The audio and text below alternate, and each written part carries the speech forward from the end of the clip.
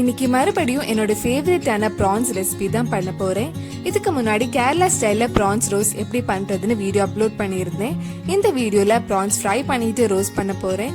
இந்த டேஸ்டியான prawns fry roast நான் எப்படி செய்யறேன்னு பார்க்கலாம். முதல்ல ப்ரான்ஸ் ஃப்ரை பண்றதுக்கு மசாலா எல்லாம் போட்டு நல்லா ஊற வைக்கலாம். நான் 300 கிராம் ப்ரான்ஸ் எடுத்திருக்கேன். அதுல 1 டேபிள் ஸ்பூன் இஞ்சி பூண்டு பேஸ்ட், 1/4 டேபிள் ஸ்பூன் மஞ்சள் பொடி, 1 டேபிள் ஸ்பூன் மிளகாய் பொடி, 1/2 டேபிள் ஸ்பூன் பெப்பர், தேவையான அளவு சால்ட் ஆட் பண்ணி நல்லா மிக்ஸ் பண்ணி 30 நிமிஷம் ஊற வச்சிடலாம். 30 நிமிஷம் நல்லா ஊறினதுக்கு அப்புறம் நம்ம ஃப்ரை பண்ணி எடுக்கலாம். ஒரு கடாயில கொஞ்சம் எண்ணெய் ஊற்றி ஃப்ரை பண்ணலாம். நான் இதுக்கு தேங்காய் எண்ணெய் தான் யூஸ் பண்ணியிருக்கேன்.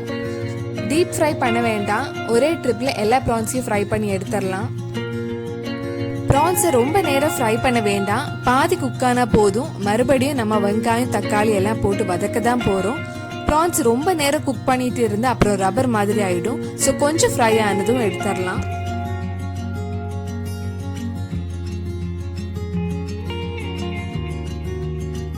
ப்ரான்ஸ் எல்லாம் ஃப்ரை பண்ணியாச்சு. இனி அதே கடாயில வெங்காயம் தக்காளி எல்லாம் போட்டு வதக்க போறேன். நான் 2 பெரிய வெங்காயம் எடுத்திருக்கேன். வெங்காயம் ரொம்ப மெல்லிசா கட் பண்ணிக்கோங்க.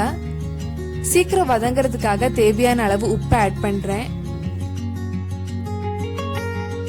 வெங்காயம் கொஞ்சம் வதங்கினதுக்கு அப்புறம் 3 பச்சை மிளகா, 1 டேபிள் ஸ்பூன் இஞ்சி பூண்டு பேஸ்ட் ஆட் பண்ணலாம். வெங்காயம் பிரவுன் கலர் ஆகுற வரைக்கும் வதக்கிட்டே இருக்கலாம். கொஞ்சம் கறிவேப்பிலையும் ஆட் பண்ணிக்கோங்க. வெங்காயம் நல்லா வதங்கினதுக்கு அப்புறம் மசாலா ஆட் பண்ணலாம். 1/4 டேபிள் ஸ்பூன் மஞ்சள் பொடி, 1/4 table spoon pepper, 1/2 table spoon மிளகாய் பொடி, 1 டேபிள் ஸ்பூன் மல்லி பொடியும் ஆட் பண்ணியிருக்கேன். மிளகாய் பொடி மல்லி பொடி பச்சை வாசனை போனதுக்கு அப்புறம் ஒரு தக்காளி ஆட் பண்ணலாம். தக்காளி கொஞ்சம் வதக்கினதுக்கு அப்புறம் 5 நிமிஷம் மூடி வச்சு வேக வைக்கலாம்.